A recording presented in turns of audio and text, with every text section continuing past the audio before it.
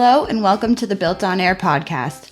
BuiltOnAir is a regular podcast where we talk with everyday people and learn about the amazing things they are doing with Airtable. Today's podcast is sponsored by OpenSide, the leading solutions provider for Airtable customers. Check out openside.com to learn more about their products and services that can take your Airtable usage to the next level. Use promo code BuiltOnAir to receive $20 towards any product purchase. Hello, BuiltOnAir listeners. We've got a great show for you this week. On today's episode, we speak with Aron Korenblit from the education team at Airtable itself. You may recognize him from Twitter, the Airtable forum, Airtable webinars, and his live stream videos, in which he teaches users how to get the most out of the powerful tool we know and love. Aron talks with us today about the exciting release of the Airtable Platform, which launched this week at the time of this recording. The launch focused on 3 pillars: Airtable Automations, Airtable Sync, and the Airtable Marketplace, each filled with tons of new features and possibilities. Airtable Automations, which has been around for the last couple of months, has received a slew of new possible actions, including new integration options with external apps and 2 new triggers. Airtable Sync is an answer to a long-awaited feature request, allowing one-way, cross-based syncing. Finally, the Airtable Marketplace is the new home for Airtable Blocks, now called apps, and includes custom apps built by users, such as the Scheduler app by our very own Kamille Parks. Today, Aron shows off what the Airtable platform can do by demoing these new features for us. If you hadn't had a chance to try out the new features yet, this episode is a great place to start learning about them. Check out the show notes for more about the Airtable platform, links to upcoming webinars, and Aron's live streams. All right. Hello, Aron. Thank you so much for joining us on BuiltOnAir today. Hey, Ali. Excited to be here. Real honor. So it means a lot to be here. Well, the pleasure is all mine. I am so excited to be able to interview you and learn more about Airtable and all the new goodies you guys came out with this week. It's been one heck of a week, and I'm sure everybody is super excited as they've begun to dig into all of these new products. I figured it might be good to just start with a little bit about you and how you started working for Airtable. Yeah, sure. So my path is a little interesting in that now I'm on the education team at Airtable, helping run webinars, educational content, and really help folks, whether they're beginners or advanced users, really get the most out of Airtable. How I joined is that before joining Airtable, I was an Airtable instructor, if you will. So I created the Essential Guide to Airtable, and always tried to fill the educational gaps that were there in Airtable. And now I do this full time. So it's been a real dream come true to be able to touch many more folks, explain Airtable to many more folks, and kind of do the work that you do as well, and just help more folks get more value out of Airtable. Exactly. And I find that that's really a common factor in the Airtable community. Everybody that falls in love with it also falls in love with helping other people use it. So yeah, and I think that's the most exciting part of this community, in the sense of, we discover this tool, we understand the impact that it can have on others in terms of really empowering them to build their own software, and that really becomes this flywheel, if you will, of like folks being excited and then bringing it to other people. So if you are one of those people, for folks listening in, I truly appreciate that. And really my work is to enable other, those folks to go further. So it's really exciting work every day. I applaud you for it. I see your posts all the time. And is that, so you were an Airtable user before you started working for Airtable? Yeah, I've been a user since 2017. And the short backstory is I used to help. My friends and environment are not very tech savvy, so I used to do these evenings where I would invite folks and show them technology essentially, and Airtable was a big part of those evenings. And a lot of folks said, hey, can you come explain Airtable at our company, or come do a lunch and learn? I had a full-time job that wasn't explaining Airtable. So someone had the bright idea of saying, why don't you create an online course I can then kind of give to other folks? And I'd assume that no one would watch it except my friends. But then that wasn't the case. I put it up on the web, and people seem to enjoy it. So, one thing led to another. Here I am doing this, 4 or 5 hours a day teaching folks Airtable. So really exciting. That is wonderful. Seriously. So how long has this been in the works that you know of, this big giant release of the Airtable platform? 7 years, I would say. So, when Howie, our CEO, did this tweet thread, talking about that first deck and talking about the vision of Airtable, and two things about that. One is, that deck does kind of lay out the foundation of what is Airtable today, and it's not in a oh my God, look how great we were to predict this, but more of like, we've been working towards this vision for quite a while. And this is the first time that we're kind of breaking down barriers, both for, not the first time, but one of the largest kind of stepwise functions towards doing that, where if multiple teams are working on Airtable, you can now break down silos, automations that you automate kind of a basic business logic within your tool, and then apps, blocks, but more precisely, community submitted apps let you solve for everything that Airtable doesn't solve for today, and really provide last mile solutions for a specific use case that is, very niche to a certain part of Airtable, but also sometimes just functionality that a lot of folks want, and enable everyone to build on top of Airtable. So that was number one. Like, this has been in the works for quite a while, and so I think that's why it was so exciting. And second, I think that deck kind of gives you an idea of how things are at Airtable. That deck is a Google Doc that was, put into a deck, and we do take time to reflect on these decisions and really try to give empathetic, solve software-wise to the largest problems at Airtable. And I know that, I think the first community post was quite a while ago around cross-base information. So, super excited that we can at least solve a large use case there. So I hate to say it, like it has been a long while in the works. Right. And that's why I think everyone is so excited about it, and including me. Like, the hardest part sometimes of working at Airtable is not telling folks that, this is going to go on Monday. Exactly. But also the reward of seeing them, be so excited. Right. And that's so funny. That was going to be one of my next questions was, did you hear all the rumors that were milling about? I mean, as soon as the custom blocks SDK thing was released, I was hearing all over the place, oh, there's going to be a marketplace. There's going to be a marketplace. And every time I'd hear it get brought up, I'd hear someone at Airtable say, no, that's not really on the roadmap or whatever. And then boom. And yeah. I'm super excited. Yeah. And I think,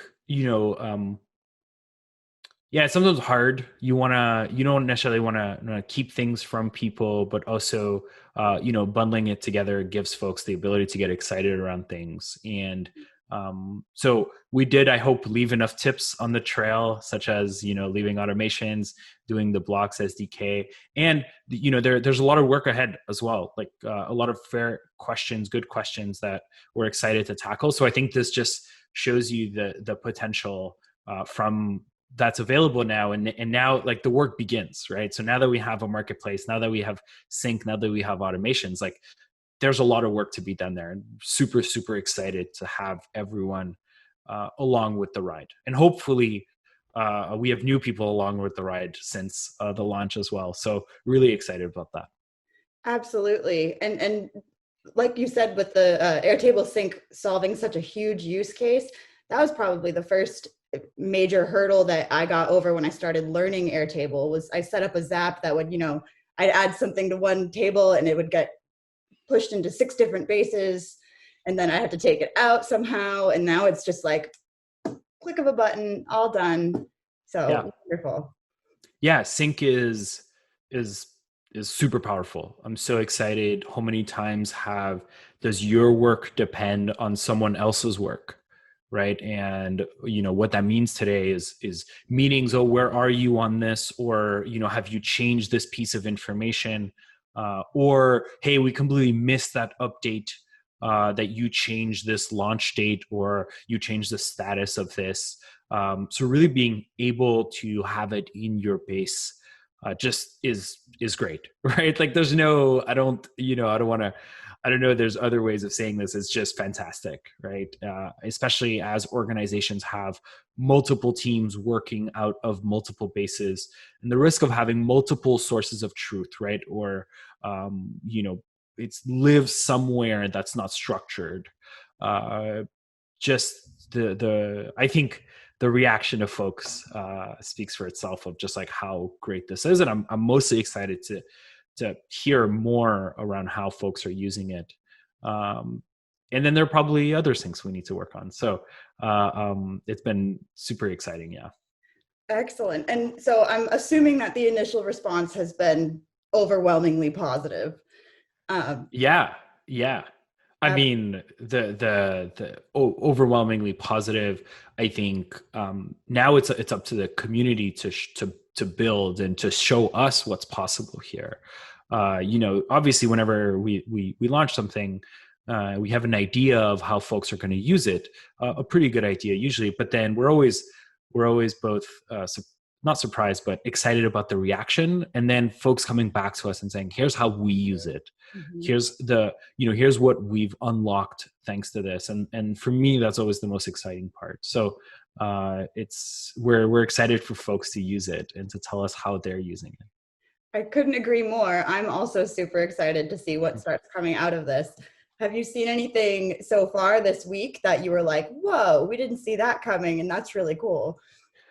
Yeah, I think the customer success managers, from what they're saying, is like this that is the goal of this, but just the extent of the velocity of usage. So imagine you have kind of a central launch calendar, mm-hmm. right, that the company relies on, and you don't necessarily want to give access to the whole company into like all the steps that go into that, and then you can have just so many bases, so many lines of work that now depend on it that are instantly updated, but also just the granularity of what you can share, right? So without speaking to specific use cases, like production of certain products that are now synced across 30 to 40 bases, right? Or subsets of those tables in a certain way. So just I've seen like the messages of like, I now have canceled 5 recurring meetings, or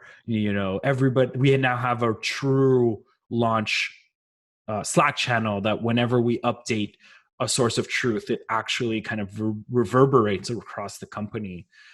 So they're exciting, not in their how they're unexpected, but they're exciting in just the sheer amount of mundane work that has been eliminated.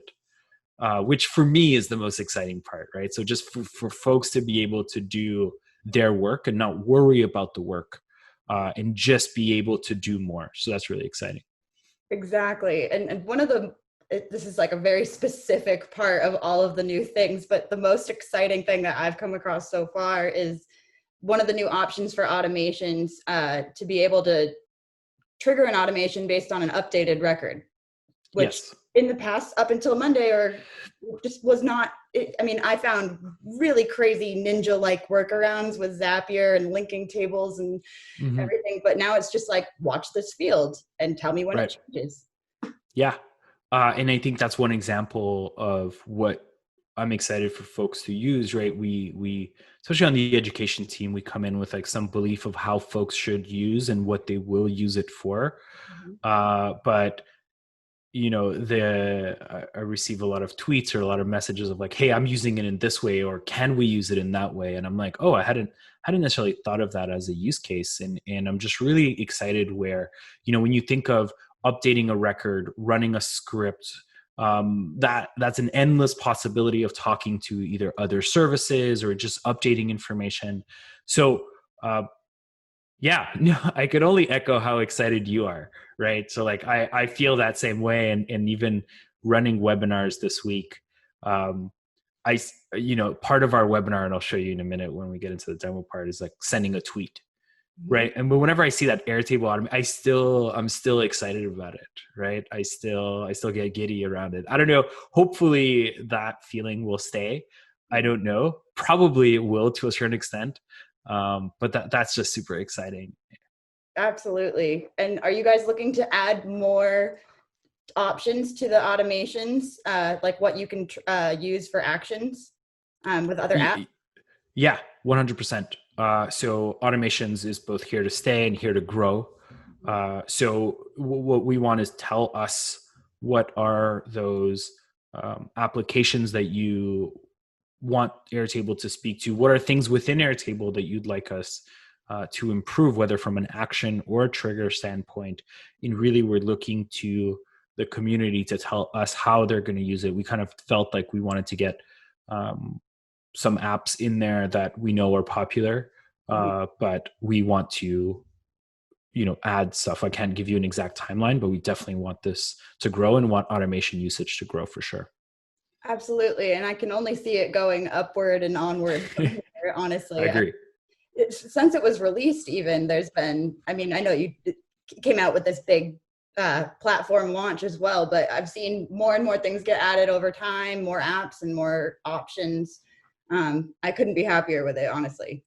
Yeah. So here to grow and here to stay for sure. Excellent. So what, out of all of everything that was released on Monday, what are you the most excited about? Oof. You'd think I'd expect this question. I'll answer this in two ways. I think from I'm a user on Airtable, and especially as I'm a relatively new user with maybe adoption across a company, I think Sync is just so huge, right? And it's instantly intuitive. It's instantly valuable. The second thing I'm excited about, that's number one. So I think Sync is just so huge. It's been so requested. It unlocks so much. I would say I'm maybe an iota more excited about that. The second part, and I think it's probably because automation has been here for a while for folks who have been using it, so it's less of that feeling. I think the second part is just what apps are people going to build, right? So just yesterday, someone was like, I have this idea for an app. And I said, just go and build it, right? And that's exciting because it really will allow folks both to build on top of Airtable, but to folks who are empathetic to that use case, right? So people who have deep empathy for a specific use case, for a specific challenge in a specific industry, can now go out and build their application. And then if they want to, distribute it across that community, across that use case or that specific functionality. And I think in that blocks, the apps, I guess it was a blocks-a-thon. I guess it was a blocks competition. We now call it apps competition. Yep. I was blown away by what people built. There was that music example where you can play music on Airtable. There was that learning management system, which obviously as an educator is very close to my heart. The markup one, that's now in the marketplace. So that I think in the longer term, that I think is going to be probably where I will continue to gain excitement, right? So where someone will build something, I'll be like, wow, that's so cool. Exactly. Yeah. But all excited across the board. I just want to make that clear. Excited across all three big sections here. Absolutely. Yeah, that was kind of a big question I threw at you. But yeah, I can't wait to see what people are coming out with, especially with the custom blocks. My co-host Kamille was actually one of the winners, and I applaud her for that as well. Super, super cool. Yeah. Yeah, absolutely. I can't wait. And now, just on the flip side of that, what do you think users are most excited about? Yeah, I think depends what type of user you're thinking about. So coming back to the idea of if you're working in a large company where maybe you're not that creator who built the base, I think Sync is intuitive and useful. I think for folks who have been maybe a little longer time Airtable users, automation just unlocks so many things, right? So whether it's record creation that's automated or notifications, so really you can stay on top of that base, or actually kind of doing your work in Airtable and then sending it to other systems that you rely on, whether that's Jira, Google Calendar, Twitter, Facebook. I think that from a creator standpoint is extremely enticing, in that you're like, oh, like I don't need to worry about this. I don't need to do this anymore. It's all done for me. So it reduces the time you spend worrying about work. And second, like it does the work for you sometimes, which is super exciting. So I think those two together from a user standpoint is just exciting. I say the word user, but like they're all software creators now, right? So there is no distinction between a user and a software builder now. It was a little more marked before, but now really it's much easier. And I think in not the longer term, but as that marketplace fills out, I think people will find delight in it, right? Where I mean by that is like, oh, I need this one thing to unlock my workflow, and you can find it in Marketplace. So I encourage folks to create, if you're on the Airtable side of that Airtable-based creator, and do encourage developers and everything in the middle. Do encourage folks who, frankly, like myself, who have never, writing an app has never appealed to them, or as myself, I don't necessarily have the technical knowledge, but do want to be able to do that. So I think there's something in this launch for every type of user. And I could not agree more. And I really find that there is such a wide breadth of Airtable users. There's the people who are full stack software engineers and developers and understand it front to back. And then the everyday man that barely needs to understand a computer can pick it up. And it's so intuitive that, yeah, it's wonderful. I that's probably one of my favorite things about Airtable in general, is that it's, yeah. I think it's one of the exciting parts of the launch, is that there was something for wherever you find yourself across that technical spectrum, there's something in this launch for you. And I think, for me as someone who's maybe gone across that spectrum, right, who didn't understand Airtable and then kind of fumbled my way through it, and now, looking towards things like scripting and React as potential unlocks for my own workflows, and as an educator, want to bring that learning to everyone who is looking to learn Airtable. Exactly. And it's great too, because it's not even just industry specific. It spans literally anything. Like you can pick it up for your personal use, or you could run your entire business out of it. Yeah. Even, our favorite use case, the cattle rancher, building, they're managing their cattle on top of Airtable, or, doing production or whatever it is, events, CRMs, project management, whatever it is that you want to build on Airtable. We want to give you those tools, those building blocks to build it. Awesome. And what do you think is coming next? I know that's a big question as well. Well, I think it's, I can't give you dates or specifics. That said, like, I think we've established what we're going to work on for a little while, right? There's different types of syncs that people are now investigating or wondering about. I think that's a big avenue of work. In terms of automations, you've said it yourself, like, what other applications can I talk to? Can I talk to them in a deeper manner? Can we improve those triggers to really encompass everything that folks want to do to start automations? And then apps, it's both around how can we empower our community to build more applications, but also give them the tools from a support standpoint, from a billing standpoint. I think there was a Ask Us Anything in the community where there were really thoughtful questions coming from the community, and all of that represents work that we need to do. So without being able to tell you this is going to launch on this date, one thing's very, very clear. We're only starting to work on these three pillars. So I think we've established what we need to do for quite a while here, and we'll try to bring it as quick as we can. But again, just coming back to that idea of like, everyone listening and being part of the Airtable community is who we want directing that, right? So keep those questions coming. Keep those, push us to build more. So that's what's coming. I guess that makes sense. And more educational content, better support. Our team is growing just like our community of Airtable users is growing. So across the board, I can tell you at Airtable, there's no lack of things to do.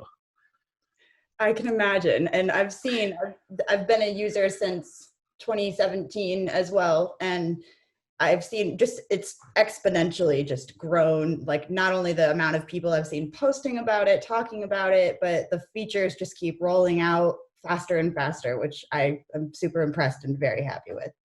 Yeah, definitely. As a fellow 2017 user, I remember so many times I said, do you remember a time when we didn't have this? Right. And I talked back to some colleagues who have been at Airtable much longer, and they remember a day before, like view types, right? And so I hope what I hope is that we keep launching features that folks say, do you remember when we didn't have this? And I think Monday was a big day of that. But now we've just set the bar this high, and we need to keep upping the bar. So if folks who work at Airtable are listening to this, I apologize. We've set the bar really high, and we have to keep upping that bar, because that's what folks expect now, I think. I couldn't agree more. Absolutely. Oh my goodness. So one specific question I would have about automations and triggers and actions would be, are you thinking at all about allowing cross-base actions now that Sync is available? Yeah, I'd have to ask the automations team specifically. I think there are so much that folks want, right? And how I think, just to get into the weeds, and when I kind of show the functionality to maybe folks who haven't tried Sync, is that Sync is a table. Yeah. Right. And I think that was done purposefully to enable automations to be built on top of it. Okay. Right. So when I think folks think about cross-base anything, they always thought of it as like, I'd like to link a record to somewhere else, which actually opens up a lot of other problems. Right. Whereas syncing allows you to specify from the source what information you want to make visible, and then let folks build on top of that. So there's kind of like a purpose to how it's been built. Mm-hmm. And sync tables for now is the way that we are prioritizing how to talk between bases. I think the question more generally is, can you, once you've updated your syncing two tables, now it's a one-way relationship. And I think we're hearing from the community sometimes that can have value in a two-way sync. So not to say that we are going to do it and that there's a timeline for it, but what again I encourage folks to do is, just like you've been doing for years around what cross-base means, what syncing means, so what we ended up with is sync.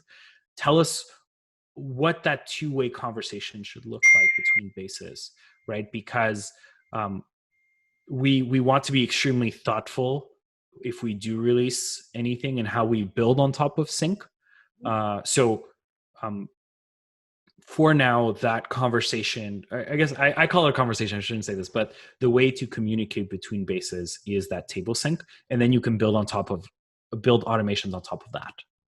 Right, absolutely. I guess I hadn't thought about it that way. You could use that sync table as triggers in the base that you're syncing to. Yeah, and I'll show you an example. The kind of little example I have set up here actually does that. Excellent. Well, wonderful. I mean, that's probably a good segue to go into our demo. Yeah, cool. Okay, so kind of two objectives over the next 10 minutes. Let's imagine we are a campaign management team. So what that means is we kind of manage tweets, blog posts, all the content around a specific launch, right? So we're going to put ourselves like we're creating furniture. However, the furniture we release is decided by the product team, the manufacturing team. So we don't necessarily have visibility into those specific launch dates, what we're launching. However, we need to structure our campaigns around that, right?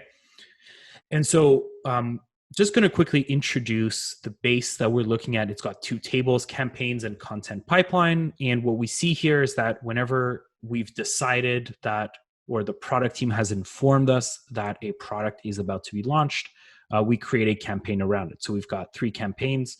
Let's say fall 2020 is Traverse Coffee Table. That's the coffee table we're going to launch in the fall. 3 statuses, for each potential campaign upcoming, which means that we know that launch is happening. There's a specific product. Building is when we start creating the content around that, and live means that the campaign is ongoing. We create an owner and then target specific channels. So Twitter, Facebook, Instagram for that Traverse Coffee Table. That is a multi-select field. And then you'll notice that for each one of these channels, we create an associated content post. And that's where we start drafting those posts. So I'm sure this structure is familiar to you, Ali. I'm sure you've got a base that is similar to this with the hundreds of content pieces that you manage. Right. Cool. So then content pipeline are those different pieces that we're managing, right? So we've got a Kanban view of the different pieces that we're trying to manage, drafting to ready to publish to post it. Mm-hmm. So that first challenge of this team is, when our products launch, what do they look like? All of that happens in the product roadmap table that I'm going to open up here. Let's go into the all products view, which is a Kanban view. So this is maybe this team, is working out of this space and they're updating information. And really, there's only a subset of this information that's important to the campaign team. Mm-hmm. I don't necessarily want to have access to the whole base because there's a lot going on here. Really, what we want to know is when products are locked, meaning a launch date has been decided, that is at the point at which the product team, or the campaign team, I should say, should be aware of that product, right? Yep. So when you think about it, the only information that needs to be shared is this launches view. So this is a grid view where we've set up the filter such that it only shows records where status is any of locked or launched. Mm-hmm. And then there's a lot of information that is pertinent to that team, what category it's in, its cost, its materials, its colors. So when we think about it, this is the view, this is the information that is pertinent to the campaign team. What you do historically for folks who are Airtable users, well, there's 2 options you had. You either invited everyone to the space and that person had to kind of manage those 2 bases, or you'd create a shared view. Being that is how folks would work out of today, we thought the best place to share information from is directly from this share view functionality. Mm-hmm. So here it creates a shareable link just like before. However, there's now this option, allow data in this view to be synced to other bases.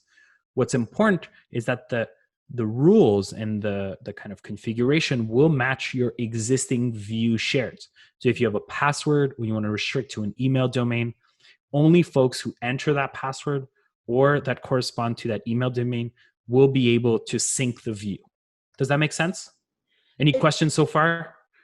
No, that does make sense. So would it be if you're in a table with a synced view that's restricted with a password, do you have to enter it when you click on the table, or can you just not see the table? Right. So let's say I have a password set up on my shared view, and I want to sync that view. I would first have to enter the password just like I would to access the shared view. I see. Okay. Right. And once someone has access to that shared view, they can then sync it to whatever base they want. Okay. Right. So it's that existing granularity, that existing control that sits on top of synced views. Okay. But let's imagine that we want to let anyone for now just sync to this view. When you turn it on, it says, okay, do you want to sync it right now? Now that you're in this domain. So I'm going to sync it to my campaign tracker. So let's sync this view to another base, brings up that shared view dialog and says, where do you want to sync this to? So I want to go to the unlock the power of Airtable, and the base is going to be the campaign tracker.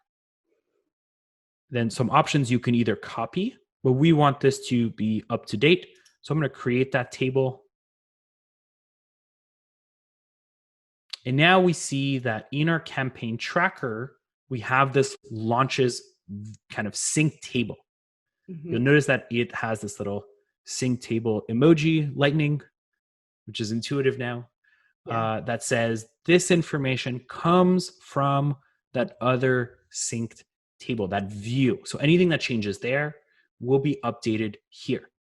However, this is so let's actually do that. I always think that there's no more power than showing off what it looks like. So let's actually go and update some information, right? So let's say this Madrid chair is now, let's add a new product into this view. Let's do that. So I'm going to go put myself back on my product. I'm a product person now. Twist side table. Let's set a date there. I'm just clicking on that. Let's say this is launching next week. Let's move this into locked. Now, sync tables update every 5 minutes, roughly. I'm going to go and manually sync. And then we see twist side table is now updated. It's now, I don't need to talk to the product team as much as I love the product team. They're great people, but I want to be informed in my base whenever something changes in there. So you saw that it entered the view.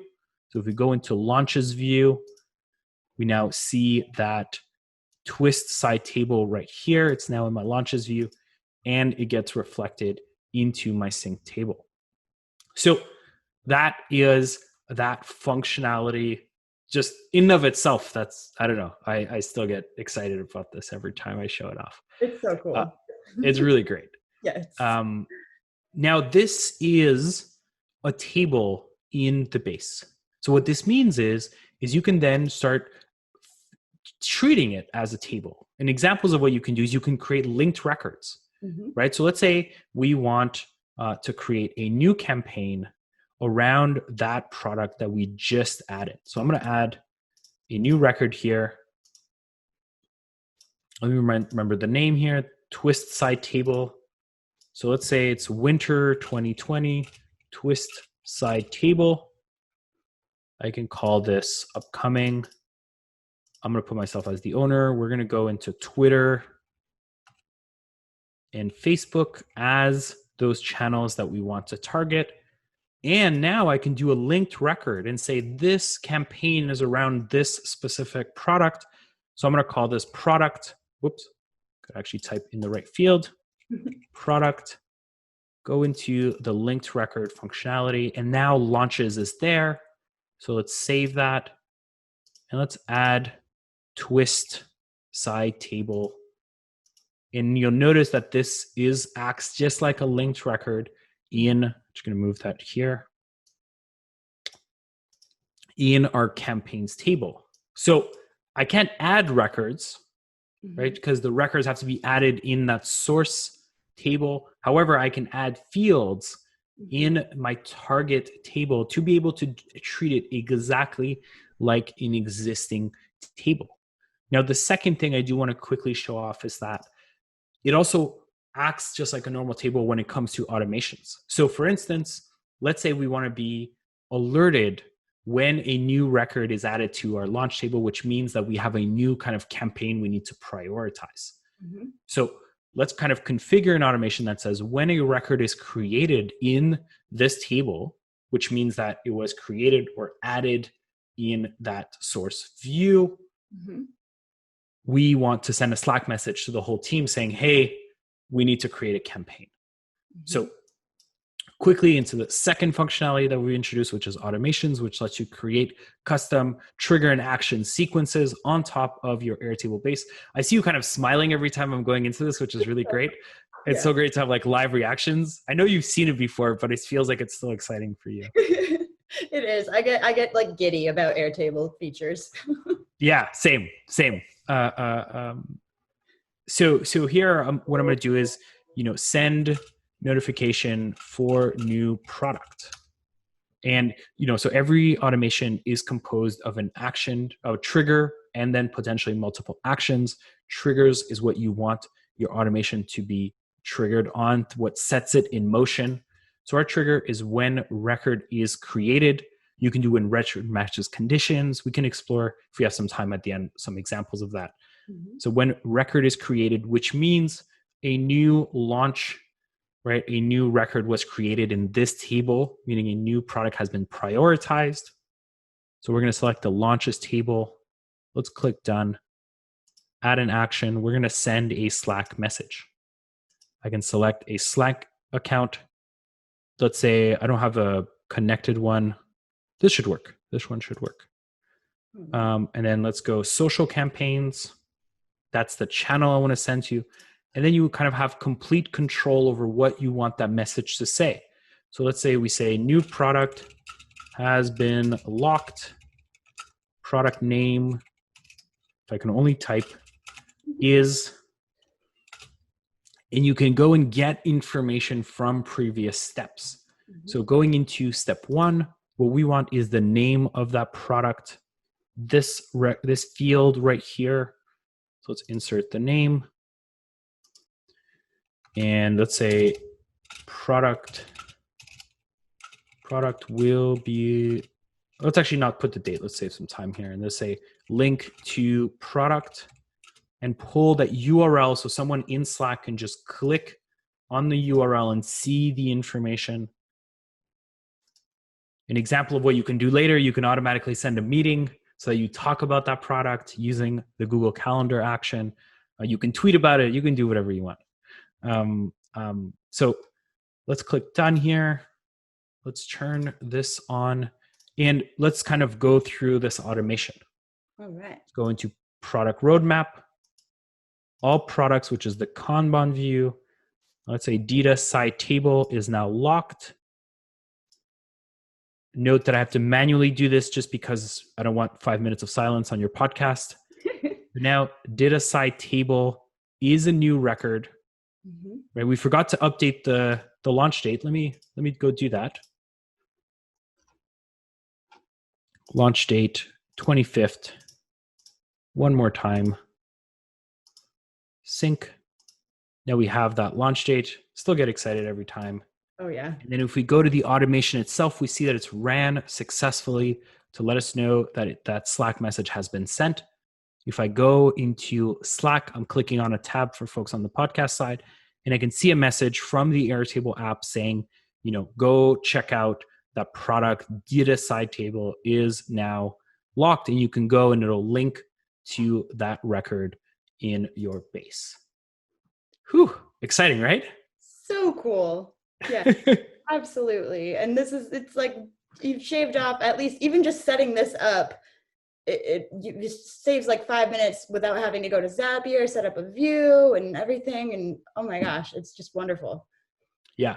In just that ability to be in sync between teams is just a huge unlock. So that was an example of working these two together. And just one last thing here. Let's imagine now that we have our campaign that's tied to a product. So I'm looking at the linked record that matches a campaign to its product. We can also look up information. So it acts just like a regular table and regular field. So I can say the launch date, and let's look up. All right, let's go look up the product, right? That's our linked record. Let's look up the launch date. Let's save that. And now we have our launch date here, but there's kind of like a single line arrow that goes from the product table. So this product is called twist side table. So let's say the manufacturing team is hitting delays and is saying, you know what, we're going to actually launch this on October 30th. I've just updated that record in the product table. I'm going to sync here. This has been updated. And then in my campaign table, that launch date updates. So really, and then you could potentially have, you can see or track specific updates to records or fields. So if launch date is super important to you and you always want to be on top of launch date, you can do when a record changes or is updated and send a notification from there or change information in other systems. So really, unlocking folks to be able to stay on the same page, easily. And so, just going to move maybe to a base that's a little more built out, just to show a few examples. I won't go through them, but I just want to show folks, especially for folks joining on YouTube. So here, this is the same campaign tracker. Maybe we've been working at it for a few more months. We've got that launch table that's synced, same information. So if I open up automations, you'll notice that we have many more. So I just want to quickly walk through what they do and then we can peek behind the curtains. I do want to spend 2 minutes, 3 minutes at the end at least, just showing off the new apps. Yes. So we now have 2 campaigns that are in upcoming, and you notice that when we move them into building, that's when we kind of create the content pieces. So we've automated that because each one has the same structure. I'm going to actually show you in the content pipeline. Mm-hmm. So each one has that same structure where we have that Facebook post, the name of the product, we have its channel, we have the status. So these all have that same structure. So what I can do is that if I move fall 2020 into building, I want to create these linked tasks depending on different channels I've prioritized. Mm-hmm. So if I move this to building and just spend a moment distracting you, there now have those 2 linked records. And how we do that, just quickly going to show you, is we have these create action items. So let's take Twitter, for instance. It says when a record is in building and has channel Twitter, every time a new record matches those conditions, that's going to set off this automation that creates the record. And the record that it creates is that action item in the content pipeline to draft that tweet in the content pipeline table. So it sets the name of that record, it associates to the right campaign, sets the right status, and sets the right channel. So if you have anything of structure that needs to be replicated, sometimes something else happens, maybe event management, a new contact comes in, and you need to create tasks around or action items for that specific content or contact, I should say. This automation is extremely powerful. Now, I'm sure you already have 4 or 5 places in your workflow where you're using something similar. Absolutely. Yes, definitely. And I'm wondering if you were to say remove Twitter from one of those, from the multi-select in the building status, would it add it again when you put it back? Like, would it add a third linked record? Not the way I've got it set up, right? So right now, our workflow, the way it's set up is that we decide channels in advance, and we want to create action items for those specific, for the specific channels that we've decided. And that's why in the automations, we have 3 different, so every time we have Twitter as a channel and it's set to building, we create that action item. However, I think you bring up a great point that automations are only a reflection of what you've decided your process is. So kind of very important, and I recommend this more generally, that before you create that automation, think of what your process is and make sure that folks understand what that process is. In our case, we always decide channels before we prioritize that campaign. However, if you were to prioritize first and then kind of decide or brainstorm what channels you want, you can then add that, say, channels are locked and you have a check mark, and those are the conditions that you want your automation to trigger on. And so because automations are built on top of filtering mechanisms, so just like the filter you have here, you can get extremely granular and you have extreme flexibility into when that automation is triggered. So really kind of think of what is your process, what is a good way, and then build the automation on top of that process. Does that make sense? Absolutely. Absolutely. And one of the best things that I've found so far about automations is that they can trigger more than once on a record, even if it's when it enters a view. If it enters the view again, it can trigger again, which is not possible in Zapier. That's totally right. And so every time a record matches the conditions, it's going to trigger. And you're right that for workflows that depend on that, that's extremely powerful. I wouldn't say word of caution here. Note that it triggers. So I just want to make sure it's clear. It triggers every time. Yeah. Right. So if I was to move this back into upcoming and then move it back into building, we're going to have 2 new tasks. So again, it just comes back to make sure that you both understand how the automation works, which is it'll trigger every time those conditions are met, and to think of if our workflow requires us to go on back and forth, well, we need to make sure that the automation is triggered when we want it to. Now, I don't want to make this sound daunting. It is not. We just built one in a couple of seconds. But do want to make sure folks understand that it is triggered every time. So one other automation I do want to show off here is that you can actually kind of go ahead and, send information to other applications directly from Airtable. So let's take this eCrore chair. Naturally, the education team that helped me build this base gave me names that I cannot pronounce. So thank you to them. This is the fun that we have at the education team. We had the choice of going with very simple names or names that I have absolutely no chance to pronounce, and we obviously decided on the latter part. So let's say I want to say this is a great chair. You should sit in it. It's a great chair, ergonomic, great tweet, send tweet. There we go. That's the copy for that tweet. Love it. And you notice that we have an image here. So I think I have the image downloaded. Just give me a sec. I'm going to add it into assets. Let me just find that assets right here. And I want to upload that image. Oh, I don't have the image. Let me go and get the image. Let me download that. There we go. Let me just make sure it gets included into the tweet. And for some reason, I cannot download the image. Let's just give it a coffee image because that's what I have on hand. And I'll show you just for this specific tweet. So we're adding an asset. Hopefully it matches what you want to tweet about in the future for folks listening to this. And once that's uploaded, what our process requires is that it gets moved into ready to publish. So what ready to publish is going to do is going to check what channel you want to send on, going to get the copy, get the image, and tweet it out from your Twitter account. So let's go into here. Let's say I move this into ready to publish. This is going to fire off a tweet from my kind of channel, right? You'll notice that it did two things there. Now it's in posted. So if I go to the top here, tweet around eCrore chair. Oh, that's not our right one. Let me find, it's probably at the bottom here. There we go. The only one with the coffee image is now updated to posted. So let's just quickly look at the automation. We can see send tweet. We can see in the run that it's run successfully. Mm-hmm. And what this does is that it checks when a channel is Twitter and something is ready to publish. That means it kind of fits our criteria for the tweet to be sent off. It first sends the tweet.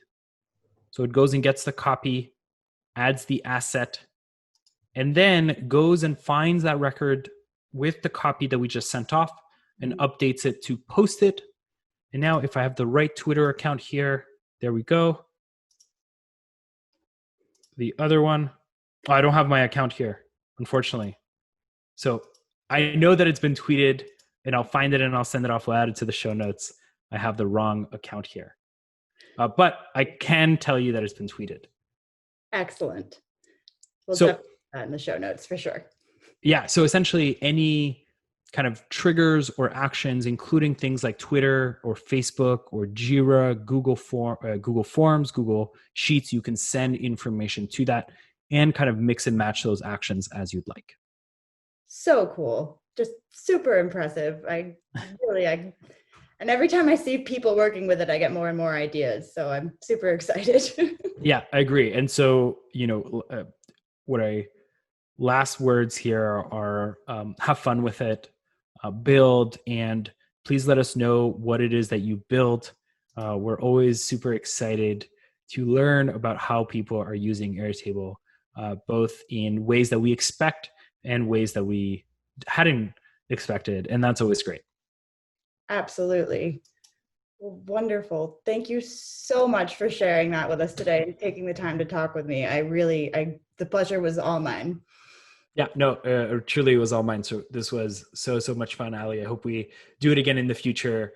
Hopefully we'll have just as a big launch in the future, but please don't hesitate to invite me or anyone else from the team before then, just to talk Airtable. It's always a joy. We'd love to have you back. Thank you so much. And thank you again for all of the wonderful new goodies. I know I'm excited, and I'm sure all of our listeners are as well. Awesome. All right, Ali, have a great day, and let's do this soon. Definitely. Thank you, Aron. All right, bye-bye. Thanks for watching. If you enjoyed the episode, be sure to give it a like or hit us up on social at BuiltOnAir. We always love to hear your comments and suggestions. And don't forget to subscribe to catch new episodes when they release. It helps us keep the podcast going.